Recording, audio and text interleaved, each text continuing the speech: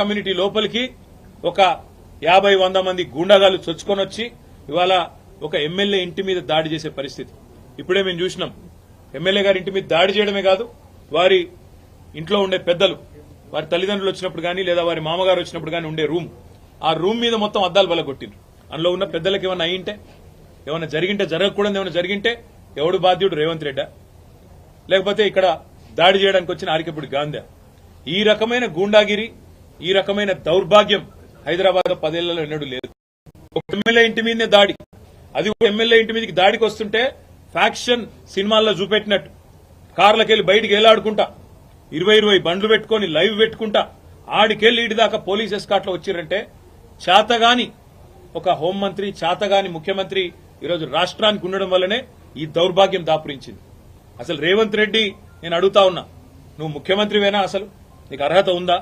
ఇవాళ హైదరాబాద్ లో నడి వీధిలో ఈ రకమైన గూండాగిరి చేస్తే రేపు జరగకూడదు ఏమైనా జరిగితే ఎవడు బాధ్యుడు? నువ్వా? నీ ప్రభుత్వమా? నీ డీజీపా? ఎవరు తీసుకుంటారని నేను అడుగుతా ఉన్నా. ఇంత దుర్మార్గమా? నీకు కనీసం హైదరాబాద్ లో లా అండ్ ఆర్డర్ కంట్రోల్ చేసే ముఖం లేదు. పేపర్లు రాస్తున్నాయి, మన ఆంధ్రజ్యోతి రాసింది 30 రోజుల్లో 28 మర్డర్లు. ఈనాడు రాస్తుంది ఈ నగరానికి ఏమైంది అని. అదేమి చేతగాదు చేసేది. హోంమంత్రి ఉన్నాడో లేడో ఎవరికి తెలియదు, ముఖ్యమంత్రి ఎక్కడున్నాడో ఎవరికి తెలియదు. ఢిల్లీకి ఎక్కే విమానం దిగే విమానం అన్నట్టు 22 సార్లు ఎక్కడు దిగుడు తప్ప పీకిందేమీ లేదు. కనీసం హైదరాబాద్ లో శాంతి భద్రతలను కంట్రోల్ చేయలేని దౌర్భాగ్యపు ముఖ్యమంత్రి ఇవాళ ఒక ఎమ్మెల్యే ఇంటి మీదికి మాత్రం గూండాలను పోలీసులు ఎస్కాటించి పంపిన ఒక దౌర్భాగ్యపు చరిత్రహీన ముఖ్యమంత్రిగా రేవంత్ రెడ్డి మిగిలిపోతాడు. నేను అడుగుతా ఉన్నా, మా కౌశిక్ రెడ్డి అడిగిన ప్రశ్ననే, ఏ పార్టీలో ఉన్నావు గాంధీ? అసలు మీ 10 మంది ఎమ్మెల్యేలు ఎవడైతే పార్టీ మారినరో, ఎవరి ఇంటింటికైతే పోయి ముఖ్యమంత్రి అనేటోడు కండువా కప్పిండో, ఫస్ట్ మీరు ఏ పార్టీలో ఉన్నారో చెప్పండి.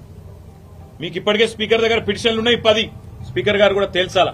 ఇవన్నీ కాదు, ఇవేమీ లేదు, మేము రైతు రుణమాఫీ మీద అడిగితే, లేదా వరద బాధితుల తరఫున ప్రశ్నిస్తే, లేదా రైతు బంధు ఎప్పుడేస్తావని అడిగితే, మహిళా సోదరిమణులకు 2500 ఎప్పుడు ఇస్తావని అడిగితే, లేదా పెన్షన్లు ఎప్పుడు పెంచుతావని అడిగితే, 100 రోజుల్లో గ్యారంటీలు అమలు చేస్తా అన్న సన్నాసి ఎక్కడ తెచ్చిండు ముఖ్యమంత్రి అని అడిగితే తట్టుకోలేక హెడ్లైన్ మేనేజ్మెంట్ కోసం, అటెన్షన్ డైవర్షన్ కోసం ఒక దిక్కు హైడ్రా అని హైడ్రామా, ఇంకో దిక్కు ఈ రకంగా ఎమ్మెల్యేల ఇంటి మీదకే గూండాలను పంపడం అంటే దీనికంటే సిగ్గుచేటు ఇంకొకటి ఉండదు. తప్పకుండా నేను రేవంత్ రెడ్డిని అంటా ఉన్నా, చరిత్రలో నీలాంటి పనికిమాలిన ముఖ్యమంత్రులు, నీలాంటి తలమాసిన ముఖ్యమంత్రులు మస్తుగా వచ్చిండ్రు, మస్తుగా పోయినరు. పెద్ద పెద్దోళ్లతోనూ కొట్లాడినాం, చంద్రబాబుతో కొట్లాడినాం, రాజశేఖర రెడ్డితో కొట్లాడినాం, కిరణ్ కుమార్ రెడ్డితోని, రోషయ్య గారితో ఎంతో మందితో తలపడ్డాం. నువ్వు వాళ్ళందరికంటే కూడా చాలా చిన్నోడు, ఈ చిట్టినాయుడు, నువ్వు చాలా చిన్నోడవు. నేను మా దగ్గర మా భాషలో చెప్పాలంటే హైదరాబాద్ లో బుల్లబ్బాయి అంటారు నీలాంటి వాళ్ళు. ఇలాంటి బుల్లబ్బాయిలు, చిట్టినాయుడులను చాలా మందిని చూసినాం.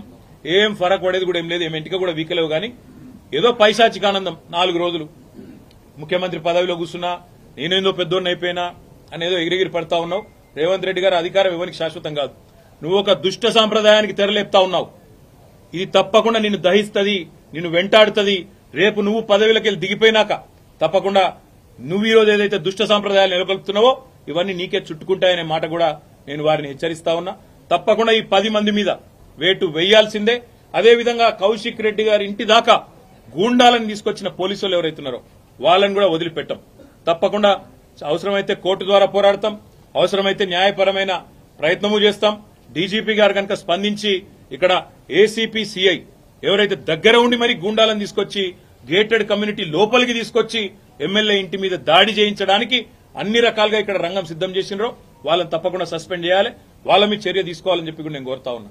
ఒకటి మాత్రం పక్కా, నువ్వెన్ని డైవర్షన్ గేమ్లు ఆడినా, నువ్వెన్ని రకాల హెడ్లైన్ మేనేజ్మెంట్లు చేసినా, నువ్వెన్ని రకాల ప్రయత్నాలు చేసినా నిన్ను మాత్రం బీఆర్ఎస్ పార్టీ వదిలిపెట్టది. 6 గ్యారంటీలు ఏమైనా అని అడుగుతూనే ఉంటాం. రైతు రుణమాఫీ ఎప్పుడు చేస్తామని అడుగుతూనే ఉంటాం.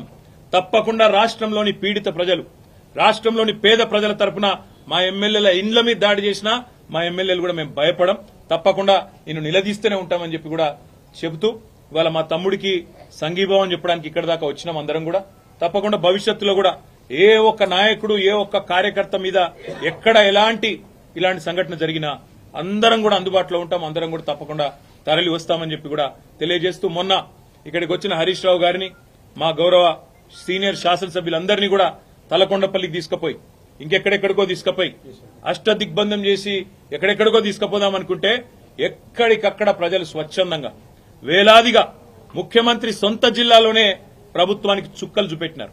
వేల మంది రోడ్ల మీదకి వచ్చినారు. అర్ధరాత్రి కూడా 10:30, 11 దాకా వేలాది మంది రోడ్ల మీదకి వచ్చి ఆ రోజు తలకొండపల్లి పోలీస్ స్టేషన్ కావచ్చు, లేదా కేశంపేట పోలీస్ స్టేషన్ కావచ్చు, ఎక్కడికక్కడ ఎదురు తిరిగి ఈ ప్రభుత్వానికి పాలమూరు పౌరుషం చూపెట్టినందుకు వారికి, అదేవిధంగా నిన్న ఒక్క అరికపూడి గాంధీని హౌస్ అరెస్ట్ చేస్తే పోతుండే కదా, దానికోసం నిన్న మొత్తం రాష్ట్రంలో వేలాది మంది బీఆర్ఎస్ కార్యకర్తలను హౌస్ అరెస్ట్ చేశారు.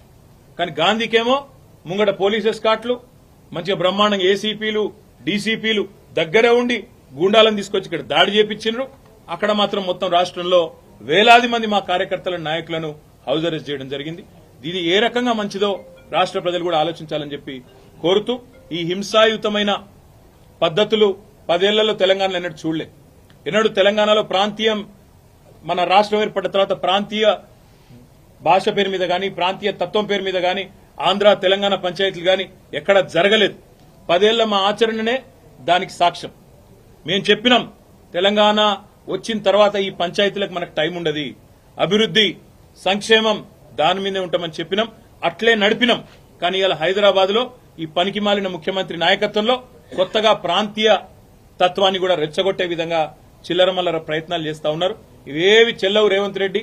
నువ్వెన్ని రకాల డైవర్షన్ గేమ్లు ఆడినా నిన్ను వదిలిపెట్టాం.